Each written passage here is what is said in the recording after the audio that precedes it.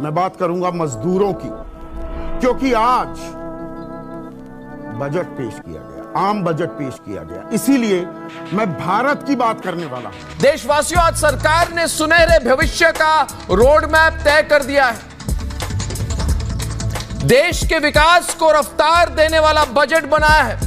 Corona काल में आज का जो बजट पेश किया गया है, इसे आप कोई आम बजट मत समझिए। ये पुराने बजट से अलग है और इसे आप एक रिकवरी वाला बजट कह सकते हैं।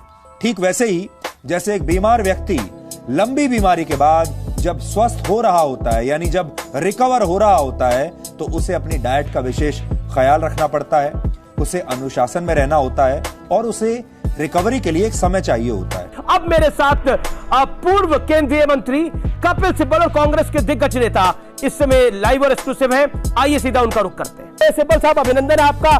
कैसे हैं आप? बहुत बढ़िया। सिब्बल साहब, जैसे इकोनॉमी है वैसे मैं हूं जी। चलिए, मतलब आप कह रहे हैं कि आपके हाल भी तंदुरुस्त हैं और नरेंद्र मोदी सरकार में इकोनॉमी के हाल भी तंदुरुस्त है, ये ऐसा समझूं मैं? जिन लोगों ने पिछले बजट को शानदार बताया था, उन्हीं लोगों ने इस बजट को भी शानदार बताया है। ध्यान ही नहीं रहा कि यह बजट ऐसे समय में पेश किया गया है जब पिछली तिमाही की जीडीपी -7.5% थी। माइनस जीडीपी का बजट पॉजिटिव बताया जा रहा है। मालूम नहीं मुझे, ये तो अगले साल बताएंगे कितने तंदुरुस्त हैं। लेकिन जो किसान का हाल है वो हमारा भी है, जो आम आदमी का हाल है वो हमारा भी है। हाँ, उद्योगपति कुछ अलग हैं, वो तो उनकी बात और है। तो दरअसल हमारा जो देश है ना, वो दो हिस्सों में बटा हुआ है। एक है इंडिया, जो शहरों में रहता है, टेक्नोलॉजी है, पैसा है, नौकरी है, अच्छी जिंदगी है, बिजली है, पानी है, स्वास्थ्य सुविधाएं हैं। ये इंडिया है। कोरोना काल में पूरी दुनिया की इकोनॉमी को गहरा झटका लगा है। हर देश की अर्थव्यवस्था हिल गई है दोस्तों। इस बीच हमारी सरकार उम्मीदों का बजट लेकर आई है। आज अर्थव्यवस्था का हाल तो बजट के डिटेल में पता चलता है। वित्त मंत्री कहती हैं कि हमने खर्च किया है, हमने खर्च किया है, हमने खर्च किया है, लेकिन बजट पढ़ने पर दिखता है कि हमने बेच दिया है, हमने बेच दिया है, हमने बेच दिया है। इस बार के बजट में सरकार ने मजबूती के साथ अपने संसाधनों को बेच देने के कई प्रस्ताव रखे हैं। अब इसके लिए निजीकरण का इस्तेमाल नहीं होता है, मोनेटाइजेशन का होता है। वैसे दोनों का मतलब एक ही होता है। सरकार ने इस बजट में सबके स्वास्थ्य का विशेष ध्यान रखा है और साथ ही कोरोना वायरस से उबर रही दुनिया के लिए एक प्रोएक्टिव बजट भी बनाने की कोशिश की है।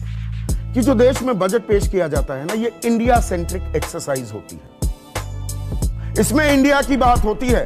काला कोट गुलाबी अखबार वाले, और आज मैंने भी काला कोट पहना हुआ है, काला कोट गुलाबी अखबार वाले वो ऐसी ऐसी टर्मिनोलॉजी में बात करते हैं जो आम आदमी के, भारत के सर पे से उतर जाता है। उन्हें समझ ही नहीं आता बजट में था क्या या नहीं था। जो बता दिया, जो समझा दिया गया, उसे ही बजट मानकर वो भी ताली बजा देते। सोने और चांदी पर 2.5%, शराब पर 100%, काबुली चने पर 30%, मसूर की दाल पर 20% सेस अब लगाया जाएगा। यानी ये सब महंगा होगा, जिसका सीधा असर आपकी जेब पर पड़ेगा और ये चीजें महंगी हो जाएंगी। हालांकि यहां समझने वाली बात यह है कि इससे जो भी राशि सरकार को मिलेगी वो देश के किसानों पर खर्च की जाएगी। यानी ये जो पैसा है, इसका फायदा किसानों को मिलेगा। किसान की जो आमदनी है सालाना 80-85% किसानों की 20,000 रुपया सालाना है, 1,800 रुपया महीना। तो आप बताइए, पिछले 2014 से लेकर 2021 तक इस सरकार ने किसानों के लिए क्या किया? ये तो आम आदमी की बात हो गई ना। अब सेंसस की बात छोड़िए, हम आम आदमी से पूछिए इस बजट में आम आदमी के लिए क्या है। 2016 के बाद जिस तरह से हमारी जो आर्थिक स्थिति है वो गिरती जा रही है, आज के दिन कोरोना के बाद तो इनको राहत देनी चाहिए थी। मेरा तो दोषी तो ये है कि इन्होंने राहत नहीं दी और साथ में डीजल पे सेस लगा दिया। डीजल कौन इस्तेमाल करता है? किसान। पर आम जनता इस्तेमाल करते हैं। छोटे दाम नहीं बढ़ने जा रहे हैं। मुख्यमंत्री ने क्लैरिफाई भी कर दिया उसको, पेट्रोल और डीजल के दाम नहीं बढ़ने जा रहे। ये मुगालवा है कि सेस बढ़ने से दाम बढ़ जाएंगे। बट वहां तो सेस लगा दिया सरकार ने अपने तरीके से। तो सेस बढ़ने से दाम नहीं बढ़ेंगे। ये सरकार स्पष्ट रूप से कह रही है। क्या हो, हर चीज मैनेजमेंट करते हैं सरकार वो तो सरकार कह रही है कि हम एक्साइज ड्यूटी घटाएंगे, हमने कृषि सेस लगाया है लेकिन एक्साइज ड्यूटी हम घटाएंगे, सरकार ये कह रही है। जब घटाएंगे तब देखेंगे, फिलहाल तो सेस लगाया है ना, मैं तो सवाल पूछ रहा हूं। यह ऐसा बजट है जिससे विकास का बजट कहा जा सकता है। कोरोना की वजह से जो झटका लगा था उससे बाहर निकलने वाला बजट है।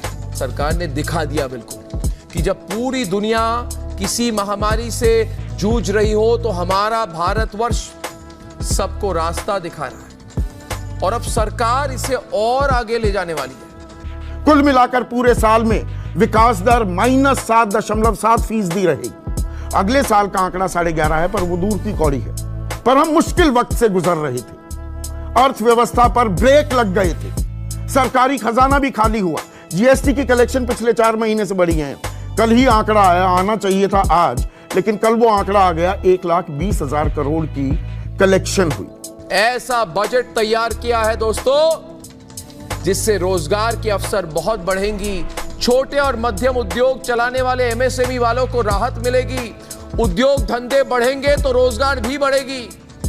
गरीबों को दूसरे राज्यों में दिक्कत ना आए, इसलिए 1 नेशन 1 राशन कार्ड।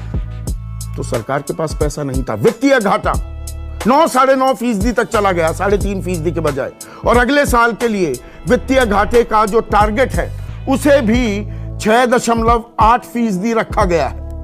तो यानी कि सरकार ये मान रही है पैसे की कमी है और पैसा हमें लगाना पड़ेगा देश की अर्थव्यवस्था में। इसलिए सरकार कर्ज लेने को भी, डेफिसिट फाइनेंसिंग करने को तैयार दिख रही है।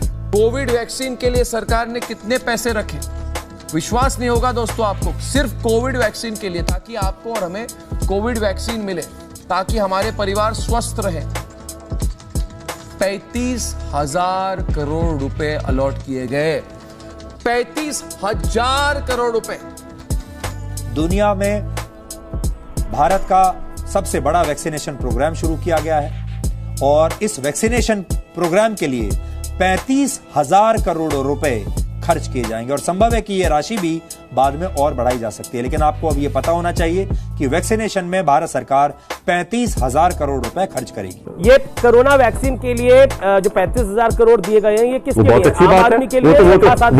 वो तो होना ही था, वो कोई भी सरकार करती, वो कोई भी सरकार करती, ये तो एक इंटरनेशनल आपदा है, ये तो कोई भी सरकार करती। जेब तो सभी की एक है, लेकिन आम आदमी की जेब से काटनी नहीं चाहिए ना भैया।